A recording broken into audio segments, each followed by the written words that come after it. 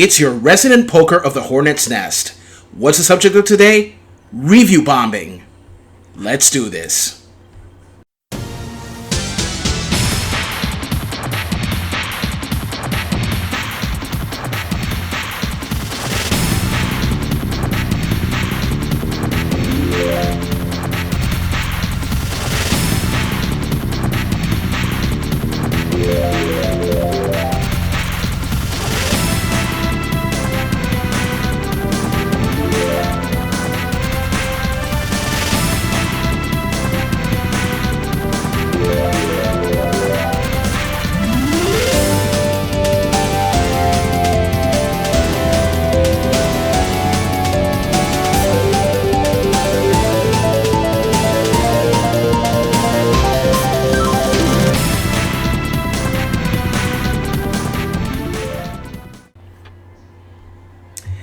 Hey Star Wars fans, John of Video Games and the World here. So, a week ago, Obi-Wan Kenobi premiered on Disney+, taking place 10 years after the events of Revenge of the Sith, which is my favorite of the prequel trilogy.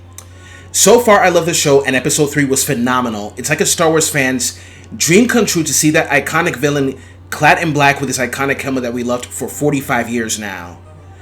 So yeah, Star Wars has been around for 45 years, and it's one of the greatest sci-fi fantasy blockbusters of all time that is loved by many and hated by some people who are not so much into sci-fi, nerd culture, and geekdom. You know how it is. Now, the subject I am bringing on right now is review bombing. Review bombing of certain movies, games, TV shows, and comic books is commonplace these days. People review bomb certain pop culture media for petty, stupid reasons because they'll demonize a certain group by sending the message. And what message is that? Performative wokeness and SJW propaganda in a sense such as brushing male characters aside because men are all bad, male heroes are toxic masculinity, women are superior, adding LGBTQ characters, adding characters of different colors other than white, and finally but not least, the female characters. Examples of these review bombings include The Last of Us Part 2, Masters of the Universe Revelations, Captain Marvel, etc. But of course, we know that the SJWs, of course, could review bomb something because there's not enough women, POC, and LGBTQ, or because they think it's quote-unquote problematic. Problematic in the sense that there's sex and nudity because it quote-unquote panders to the male gaze, and pointing out sexism, racism, and homophobia where there is none because they are too hypersensitive and cannot even take jokes no matter how crude they are. Examples on SJW review bombing is mostly old school movies like Porky's, Fast Times at Richmond High, American Pie, Revenge of the Nerds. You know how it is. Both styles of review bombing, in my opinion, make me want to vomit because they think they take things to extremes. One side thinks that inclusion of females, POCs, and LGBT characters are all part of some hidden agenda against white people and men when it's not. Another side thinks that it promotes rape culture, despite someone making logical points without resorting to extremism. They'll be like, you just hate women, LGBTQ, and POC. I'll tell you how both sides poison criticism in the future. But for now, let's move on. So, the Star Wars Twitter page tweeted to fans to not be racist. Not to mention, after this incident with Moses Ingram a couple of days ago, Ewan McGregor posted a video on Instagram condemning the racist direct messages at Ingram and told these trolls that they are not real fans of Star Wars. After this, bigoted fans decided to voice their outrage by review bombing the show, dragging it down to a rotten rating. Cabrones. McGregor said that racists have no place in the Star Wars fandom, especially because it's built on the idea of fighting back against fascism and intolerance, but this idea flew over many people's heads who have now brought Obi-Wan Kenobi down to 58%. This was highlighted by Star Wars Takes on Twitter, who likened it to The Last Jedi when Rian Johnson called out toxic fans, labeling them as man babies. 10 hours before Star Wars Defense of Moses, the score sat at 71%, but following their defense, it has dropped to the aforementioned 58%. Some are denying the reason, saying that it's because Episode 3 is lore-breaking and doesn't fit into canon, but the timing lines up with Star Wars' Defense of Moses, not Episode 3's release.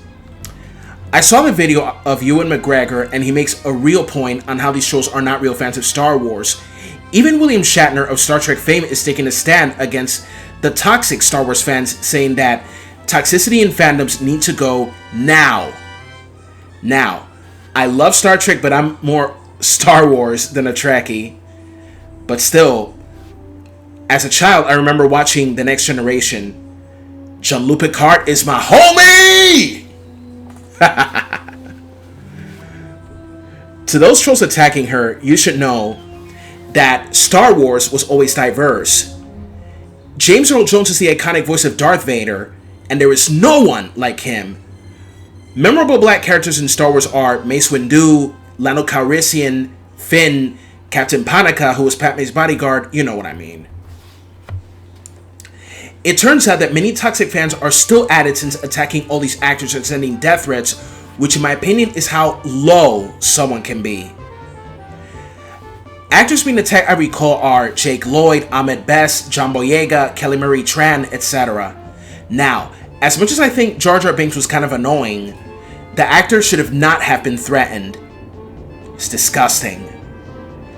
As much as I think that Roast Tickle should have been written better, Kelly Marie Tran didn't deserve these threats. To those who send death threats, you are the lowest of the low, and your toxicity is not welcome ever.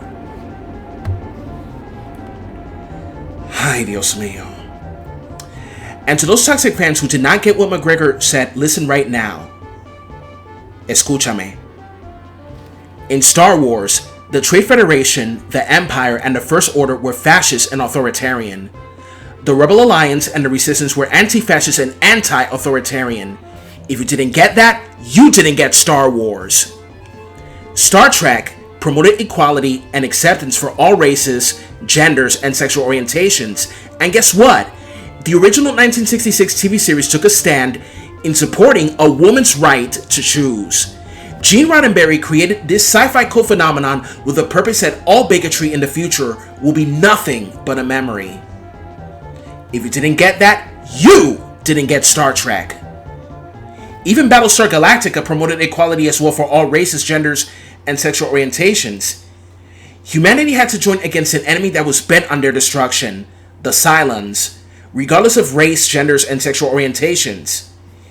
If you didn't get that, you didn't get Battlestar Galactica. So say we all. This is all I have to say for now. If you have anything to say about this, then comment, like, subscribe, and hit that bell button. This is John of Video Games in the World. May the Force be with you, live long and prosper, and so say we all.